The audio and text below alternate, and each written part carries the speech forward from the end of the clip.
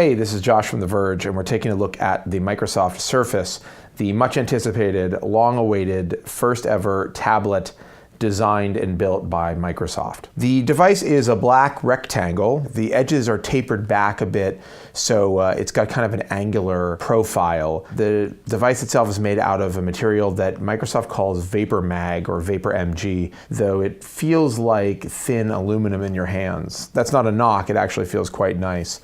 Around the back of the device, you can see it has a metal kickstand. It's actually made of the same material as the rest of the casing, and it flips out with a reassuring click. I like the kickstand idea on paper, though in practice it really only has one function, which is to set the Surface down on a table. You can't really put it on your lap, and you also can't adjust the positioning of the kickstand. The device has two cameras. There's one on the back and one on the front. They're both 720p, and they both kind of don't look that great. On the top of the device, there's a power and sleep button. On the left side, there's a volume rocker and a headphone jack. On the right side, there's actually a USB port and a micro HDMI jack. The device has two microphones, and it's got a set of stereo speakers that are located along the top of the tablet, which sound pretty good, though I did notice them distorting on a few things that I played back. On the bottom of the device, there's a magnetic dock connector, which is used at this point only for the type and touch cover. The Surface feels really well made when you're holding it. I mean, I would say that the construction of the device is on par with the iPad. It feels a little bit thicker and it's definitely a little bit heavier. And due to the 16:9 display, it's a little bit awkward when you're holding it in landscape, and it's really awkward when you're holding it in portrait. It kind of wants to be on a desk. The Surface has two unique accessories that do double duty as keyboards and protective covers. One is called the type cover and one is called the touch cover. The type cover is actually a dedicated tactile keyboard. It snaps onto that magnetized dock on the bottom and covers the front of the device with kind of a gray felt. You can flip it around to the back, though it is a little odd holding onto a tablet and feeling an actual keyboard behind it. The touch cover takes a slightly different approach. Instead of having real keys with travel, it has raised characters on the material that the protective cover is made out of. It does work fairly well, though it's definitely not as easy as using the type cover or a dedicated keyboard. Though I will say I'm impressed by how well the trackpad and multi-touch response works on both the type cover and the touch cover. Of course, the big story with the Surface isn't the hardware, even though that is a pretty big story. The real focus here is the fact that this is a Windows RT device. Windows RT is, of course, a variation of Windows 8, which is made for ARM chipsets, and it has some peculiar idiosyncrasies. For starters, you have a desktop Windows environment that looks a lot like Windows 7, but there are only 5 apps you can actually use in this environment, and that's Word, PowerPoint, Excel, OneNote, and a desktop version of Internet Explorer. There are a couple of other small Windows apps like Paint and Notepad, but they're really more system utilities than a dedicated application. Luckily, you don't really see the desktop environment that much. You really are going to be spending the vast majority of your time in the new modern UI environment.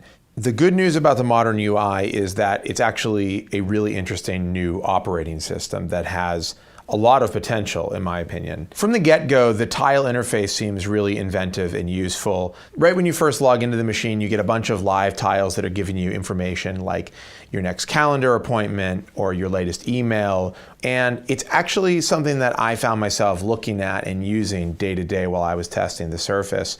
There are a bunch of gestures that are used to get around this environment, and they're not immediately obvious. There's basically 4 main ones. That's a swipe from the right to bring up the charms bar, a swipe from the left to multitask or to flip through the apps that you have open, a swipe up or down from the top or bottom of the device, which brings up a contextual menu for different areas of whatever app you happen to be in. And finally, there's kind of a dunking motion, which is when you swipe from the top to the bottom and sort of pull the app that you're in, I guess, into the garbage. You throw it away. It's how you quit an app.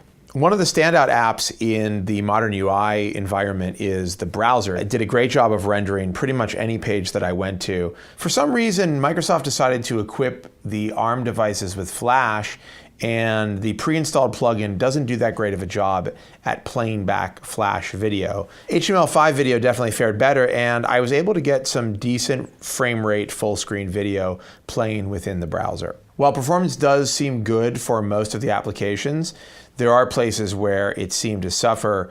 A few of the games I tried had sluggish behavior, and some of the third-party apps, and even some of the first-party apps, took a while to load. They were often very slow to get going, though once they did, they were usually smooth enough. Speaking of third-party apps, the Windows Store is not heavily populated right now. Microsoft says that there are more apps on the way, and I suspect there are going to be some bigger name apps appearing in the store after the launch of the Surface. But during my testing, I found the selection quite lacking. The Surface is available in 3 different varieties. You can get a 32 gig version for $499. You can get a 32 gig with an included touch cover for $599, or you can get a 64 gigabyte version with a touch cover for $699. Otherwise, you're going to pay $120 for the touch cover and $130 for the type cover. While reviewing the Surface, I spent a lot of time thinking about who this device was for. Microsoft has been touting the Surface as kind of a do-everything device. It's a laptop when you need to get real work done, and it's a tablet when you want to have more casual lean-back experiences. The problem is that as a tablet, I don't think the Surface is as good as its nearest competition. In terms of the ecosystem, the app selection, it's just not there.